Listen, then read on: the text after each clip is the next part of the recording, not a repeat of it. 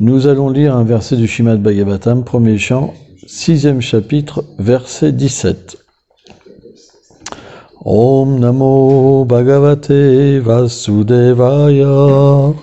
Om Namo Bhagavate Vasudevaya. Om Namo Bhagavate Vasudevaya. Om Namo Bhagavate Vasudevaya.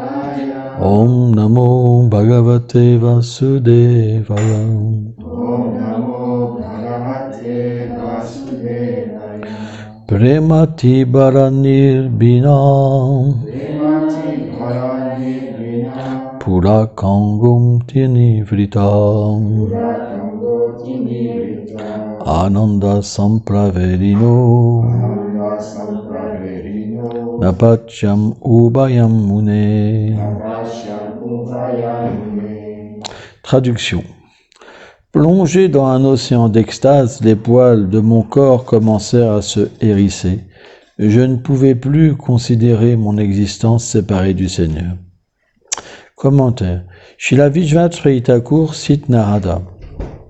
À cause de l'apparition de l'amour de Dieu, les membres de mon corps eurent la chair de poule. Ceci indique qu'à ce moment, tous les membres de son corps manifestèrent les symptômes de l'amour de Dieu. Ceci peut aussi signifier que son corps manifestait tellement d'émotions qu'il était difficile de les supporter. C'est pourquoi Narada s'évanouit d'extase. Il dit « Je ne pouvais plus me voir ni le voir ». Om Gyanati Milandasya Ganam Janam Shalakaya Chakshur Militam Jena Taismai Shigula Venam. C'est des versets emplis de doux sentiments spirituels. Et celui qui a fait la rencontre de Krishna et qui a expérimenté cette circonstance ne peut que désirer encore et encore rencontrer Krishna. Parce que rencontrer Krishna est une expérience qui est tout simplement sublime. Srila Vishwanath Thakur, dans ce commentaire, cite les paroles de Narada, qui expriment que Narada Muni dit avec une profonde émotion que je ne pouvais plus me considérer comme séparé du Seigneur. Et ça, c'est un point extrêmement important.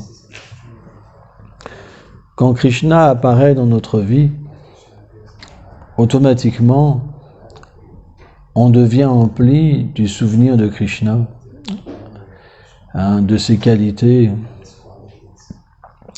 de ses attributs comme son parfum, comme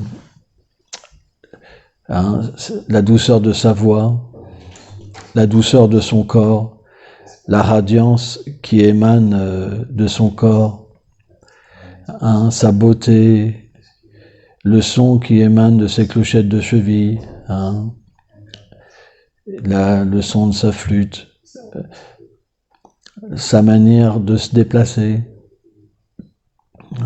sa manière de sourire, sa manière de regarder ses dévots, sa manière de plaisanter, sa manière de jouer, etc., etc., etc., etc.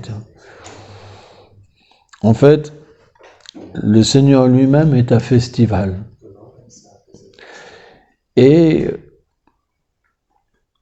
aucune personne dans le monde matériel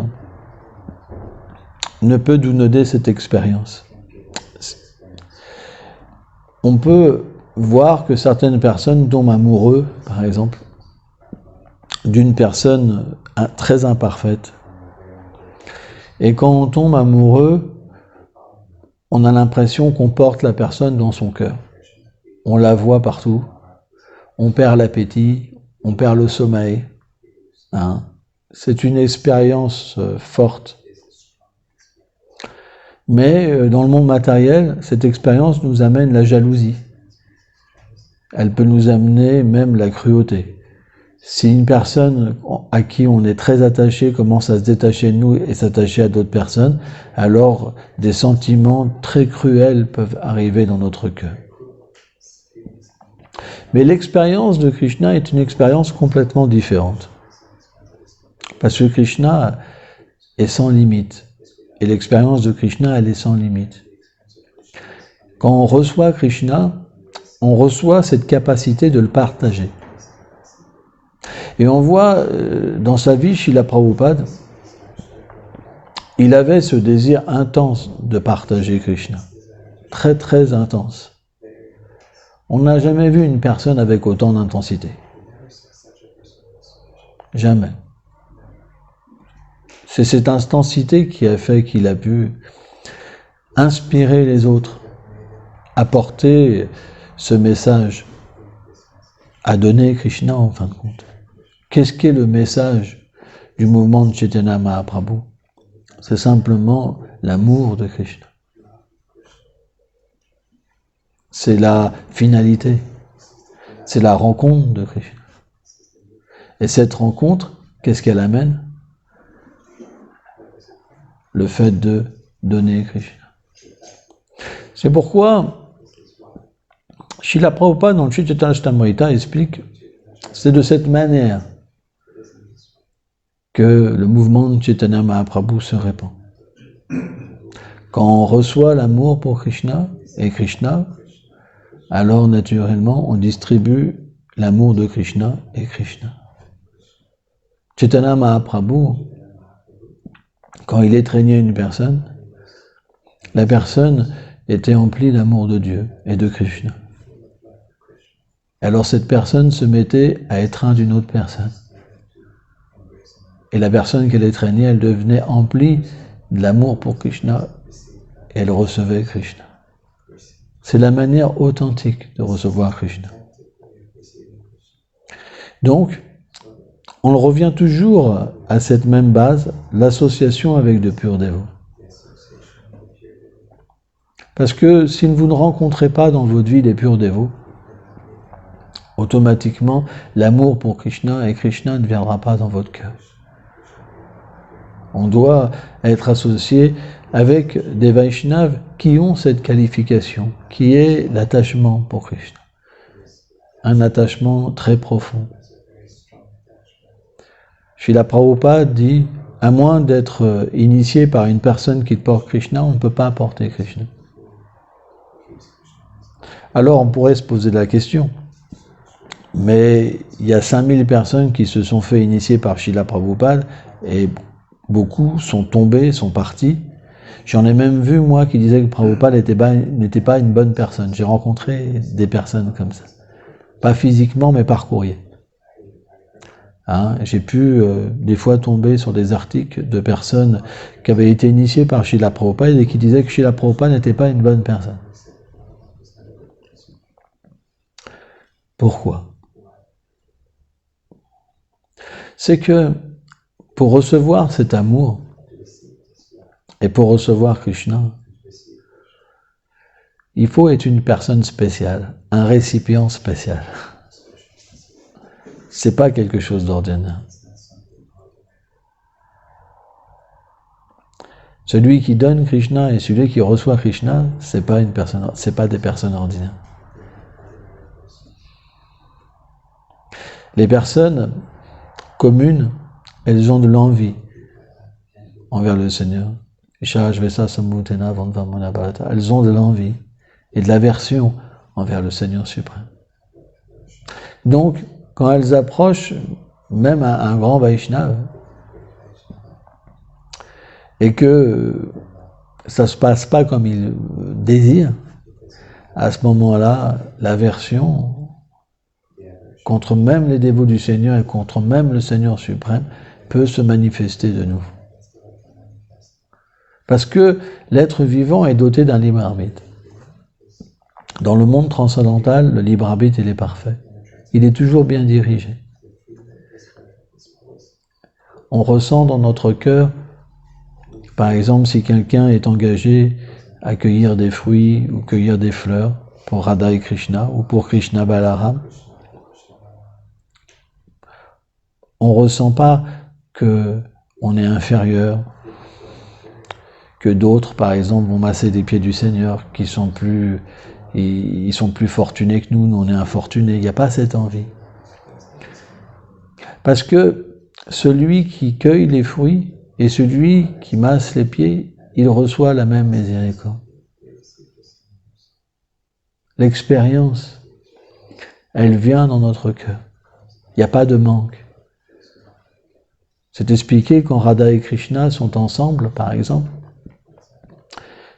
Les Manjari, les servantes de Srimati Radharani, peuvent expérimenter tous les sentiments que Radha et Krishna connaissent dans leur union divine.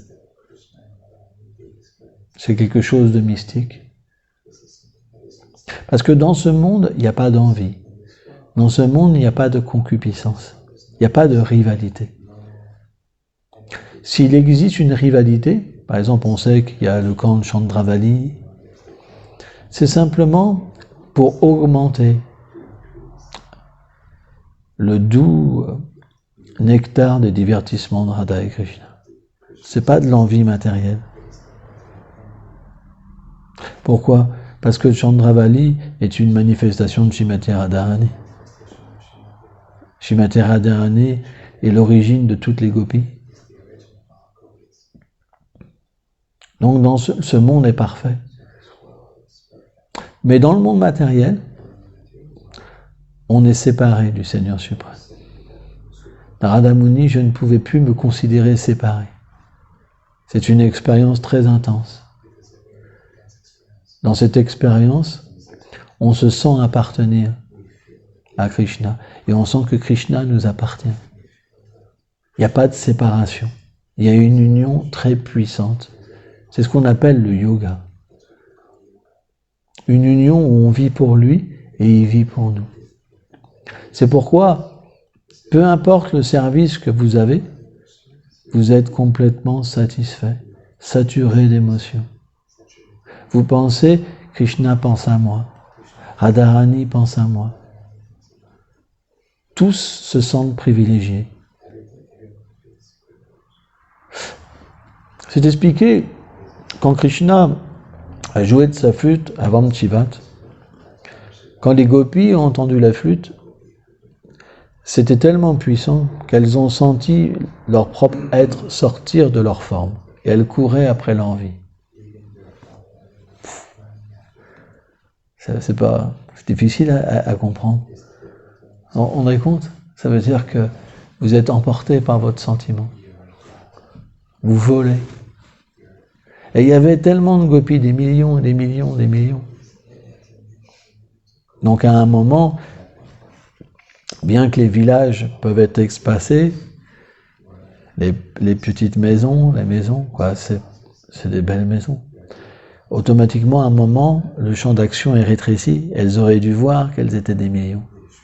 Personne ne pouvait se voir. Elles pensaient, Krishna m'appelle que moi. L'amour est tellement puissant, tellement concentré. Elles pensent, Krishna m'appelle que moi.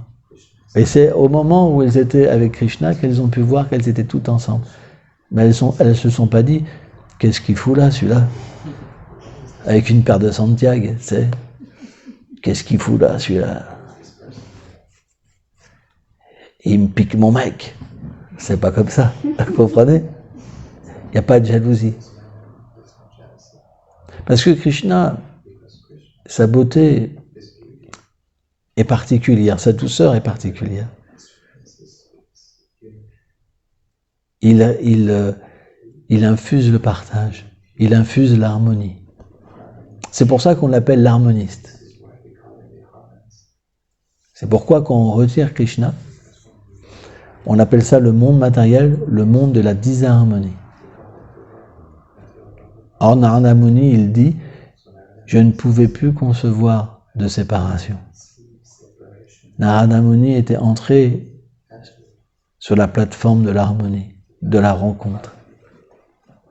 Comprenez? Bien que toutes les gopis étaient présentes, elles étaient parfaitement ensemble.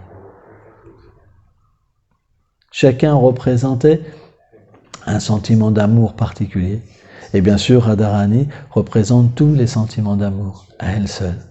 C'est pour ça que, naturellement, Krishna est attirée par Srimati Radharani. Parce qu'elle est sa Swarup Shakti, elle est son énergie interne, son sentiment d'amour personnifié. Mais comme toutes sont des manifestations de Radharani, Krishna les goûte toutes. C'est ce qu'on appelle l'amour. Nous sommes d'une nature féminine, pas masculine. Kashyapa Muni, par exemple, quand il a enseigné à Aditi, il lui a dit, parce qu'elle se lamentait, que ses fils avaient perdu leur royaume.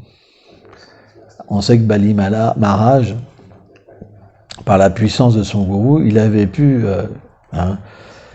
virer même Indra de son royaume. Et donc Indra était le fils d'Aditi. Et il avait aussi d'autres frères, elle se lamentait. Et elle approchait Kashyapa Muni en lui disant, s'il te plaît, tu es mon gourou, enseigne-moi un vœu par lequel je pourrais redonner la fortune à mes enfants. Et là, Kashyapa Muni lui a dit que, bien qu'elle le considérait comme son époux, seul le Seigneur est l'époux suprême. Nous sommes tous d'une nature féminine. Simplement, c'est l'illusion qui nous fait croire que nous sommes un homme et une femme.